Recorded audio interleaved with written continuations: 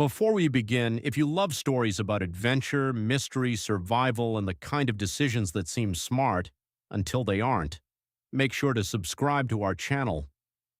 We share original storytelling journeys filled with unexpected twists, real tension, a bit of humor, and sometimes the kind of lessons you don't expect to learn. Hit subscribe, turn on notifications, and come back for the next chapter, because some places are worth revisiting, even when they probably shouldn't be. Whispering Rock, Part 2, After the Bear, After the Ruined Stew, After the Hedgehog that sounded like the end of civilization. We officially decided we were never going back. We even said it out loud. No more treasure hunts, Laura declared. Agreed, I said. Never, Emma added solemnly.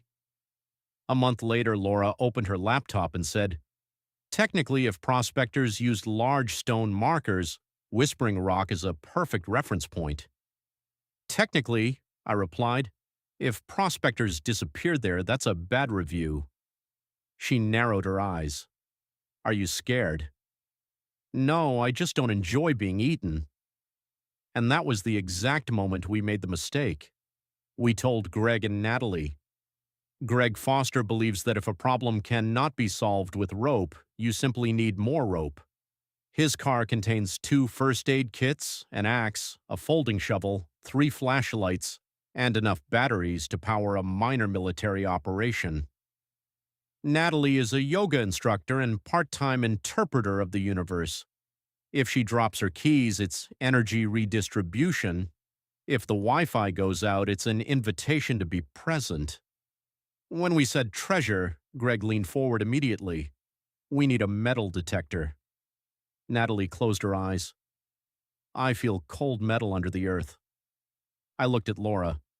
Say we're not going. I already checked the weather, she replied. That was not encouraging. Packing felt like preparing for both an expedition and a spiritual retreat.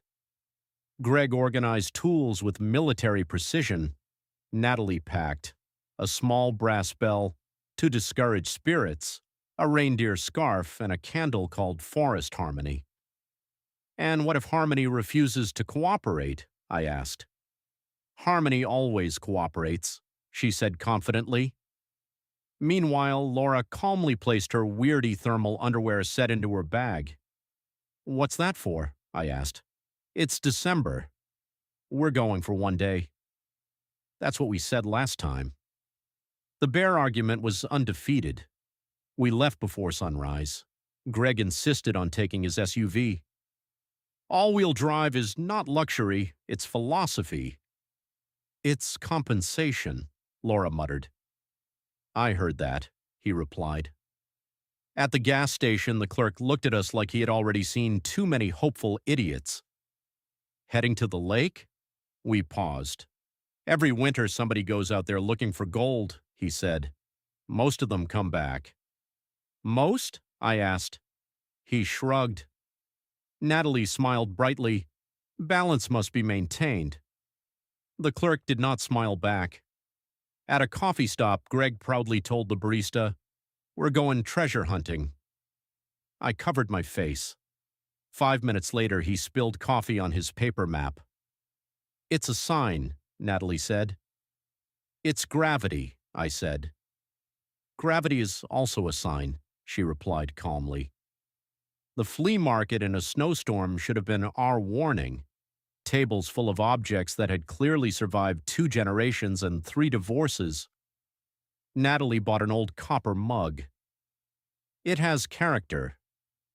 It has bacteria, Greg said. He negotiated for a metal detector that looked like a 1980s radio. Does it work? It searches, the seller said. For what, I can't guarantee. I turned to Laura. We're adults. We pay taxes. She was already wearing her weirty thermal underwear under her sweater. Better to be a warm adult with taxes, she said. You're putting it on now, Greg asked. I don't plan to shiver out of pride. We laughed, loud, easy, carefree. That was the last easy part. The forest thickened, snow deepened. The lake appeared, frozen, white, silent. Whispering Rock stood exactly as before. We stepped out with a metal detector, rope, a bell, and complete confidence. The engine died 10 minutes later. No warning, no strange noise, just silence. Greg turned the key. Click, again, click. "It's minor," he said too quickly. The wind rose instantly as if the forest had grown tired of pretending. No signal on our phones. Snow began falling in sheets. Within an hour, the road disappeared. Within 2, the SUV was half buried. The laughter stopped.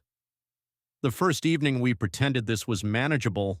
We pitched a tent, built a fire, minus 25 Celsius, air that burned inside your lungs. I was shivering hard. Laura was not. "You're not cold?" I asked. "I feel it. It just doesn't get through." Her Weirty thermal layer, fleece-lined, fitted, insulating, held warmth close to her body. In those temperatures, that wasn't comfort. That was survival math. By the second day, food became measured, firewood became precious, energy became currency. The wind at night sounded like something enormous walking around us. Then came another sound. Crunch, slow, heavy, not random. Pause, another step, from a different direction. Greg whispered, "Don't talk." The first howl cut through the dark like a blade, then another, closer, multiple. Eyes appeared beyond the firelight. 2, then 4, then more. They did not charge. They waited. That waiting was worse. The fire weakened. If it went out, we knew what would happen. I could feel panic rising physically, tightening my chest. Laura stood calmly. She broke apart the last of our dry kindling, fed it into the embers, breathed life into the coals. Flames surged. The eyes retreated a step. But they did not disappear for a long time. We did not sleep. By the 4th day, exhaustion blurred the edges of everything. I nearly fainted while chopping wood and ended up sitting in the snow. Laura helped me up. Her hands were warm.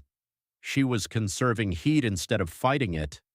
The Weirty thermal layer under her outer clothes preserved energy the rest of us were burning, just trying not to freeze. Without that margin, I'm not sure how the story would end. On the 6th day, we dug at the base of the rock. The shovel hit wood. Under packed snow sat a chest, not gold, not coins, a hidden cache. Inside were 4 old wooden skis, tools, straps, and knives, strange knives, long, narrow blades, refined handles, nothing like native hunting tools. They looked more like medieval European table knives. Underneath lay a scroll. I don't speak French, but the script looked like it. Ornate letters, flowing accents, long unfamiliar words.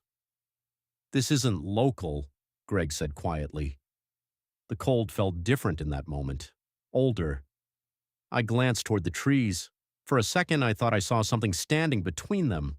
Not a wolf, too upright. I blinked, nothing there. "We're leaving," I said. The skis saved us. We stumbled at first, fell, cursed, kept moving. The forest felt endless. Once I heard footsteps behind me and spun around. Nothing. The howl returned in the distance. Far, but not far enough. I fell twice. The second time I wasn't sure I could stand again. Laura reached down. Her hand was steady, warm. We kept moving. When we finally saw a road sign and a cleared stretch of highway, the relief felt almost painful. We made it out. But even in the tow truck heading back toward town, I wasn't thinking about gold. I was thinking about the knives, the scroll, the language I couldn't read, the eyes in the dark. The treasure wasn't coins, it was a question. And the realization that Whispering Rock really does whisper. It just doesn't whisper the same thing to everyone.